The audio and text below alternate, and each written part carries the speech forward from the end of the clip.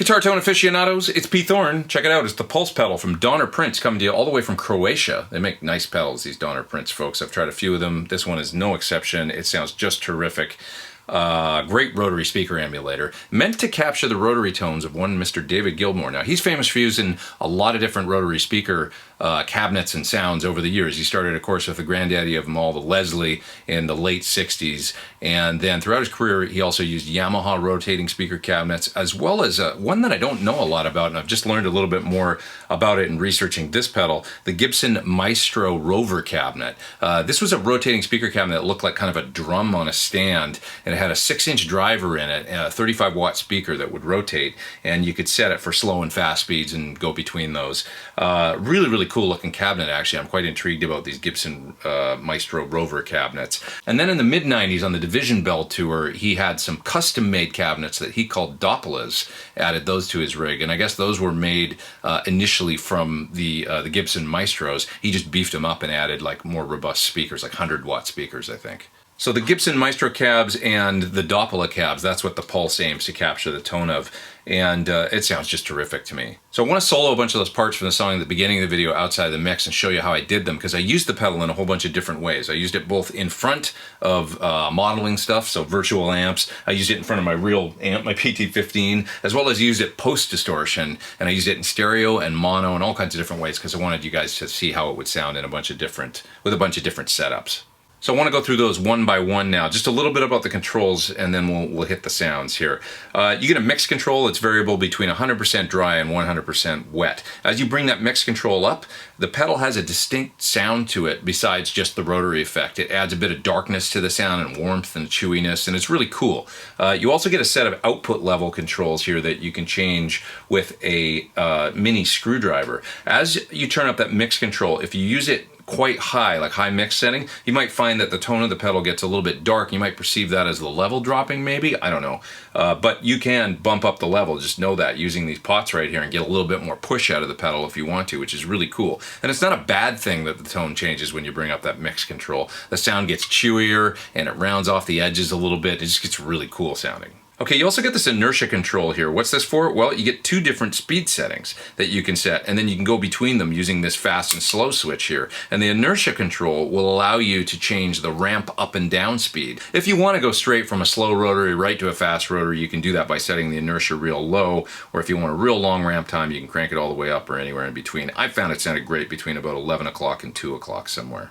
And once again, you get the 2 different speed settings you can set, and you can also plug in an expression pedal here and then go between those and just vary anywhere between the slow setting and the fast setting with expression. So that's really nice. I learned from Tim Pierce that one of the coolest things about tracking with a rotary speaker style pedal or real rotating speaker cabinet is varying the speed all the time. It gives your part that you're playing just kind of a real cool organic quality that's always morphing and changing. You also get a distance control here. That's like for the virtual microphone effect. So like on a rotary speaker cabinet, when you mic it up, you can set the mics closer, get a more distinct sound, a little brighter, a little more attack, or you can back the mics off and get a much more diffuse sound. So you can simulate that quite well using that distance control. Okay, so let's move on to the parts now. So for the first part in this song, what I did was, and also the little intro to the video, I just plugged into the mono input. I came stereo out right into the inputs 1 and 2 on my Universal Audio Apollo interface.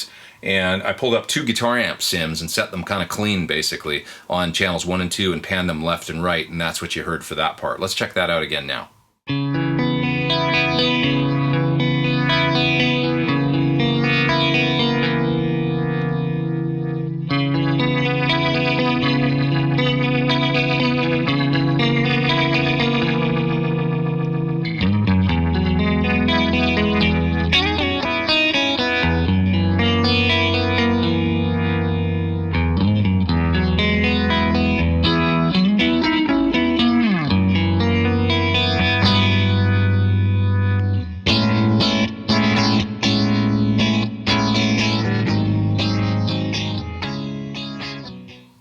Okay, so you can really hear the distinct difference between the slow and the fast settings as I'm ramping up and down the speed, and you can really hear what an awesome stereo effect this thing gives you when you use it in stereo. But I bet a lot of guitar players are probably going to use this pedal in mono on a pedal board. And so let's check out what that sounds like. I did a couple of dirty rhythm guitar parts, or kind of crunchy rhythm guitar parts, using the slow speed on the pedal and just set in mono. And I'm literally just plugging into the pedal, coming right out of the pedal, straight into my UA interface, set the guitar amp sim kind of crunchy. Let's check out what that sounds like.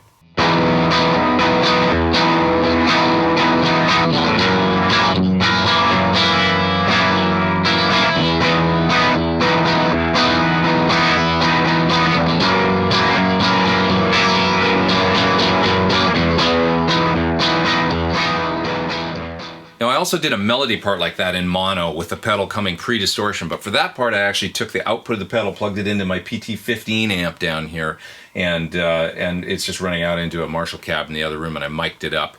This is probably the way that most guitar players are going to use this pedal, on a pedal board, right into the front end of an amplifier, into a speaker cabinet. So let's check out what that sounds like.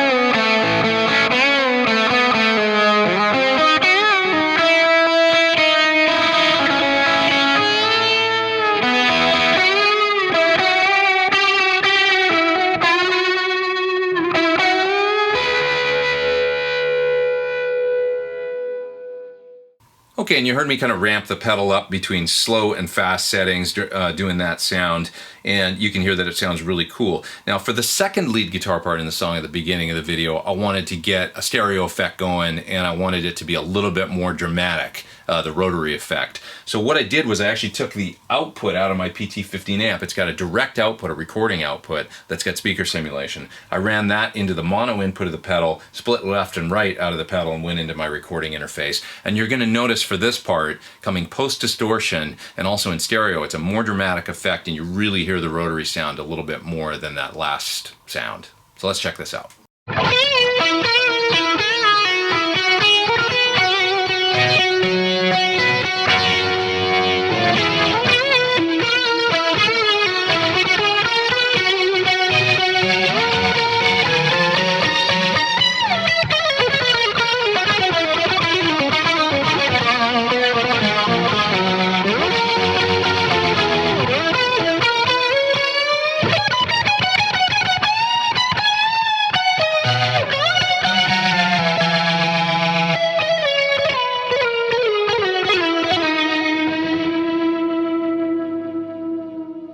So there you have it. There's a few different ways to use the pedal. If you want to use it in the effect loop of an amplifier, post-distortion, or maybe like I did, using it, post-amp, recording output, that kind of thing, you're going to get a bit more of a dramatic rotary effect, and you can also get the stereo thing happening real easy. Or if you want to run it into the front of an amplifier, that still sounds great too. It's just a little bit less of a pronounced rotary effect when you're using it into distortion. Of course, if you use a distortion pedal in front of the pulse and have this set kind of at the end of your chain, you're also going to get a more pronounced dramatic rotary effect. So there's a whole bunch of different ways you can use it. If you want a more subtle sound, a more dramatic effect, whatever you want. There's no right or wrong. If it sounds good, it is good.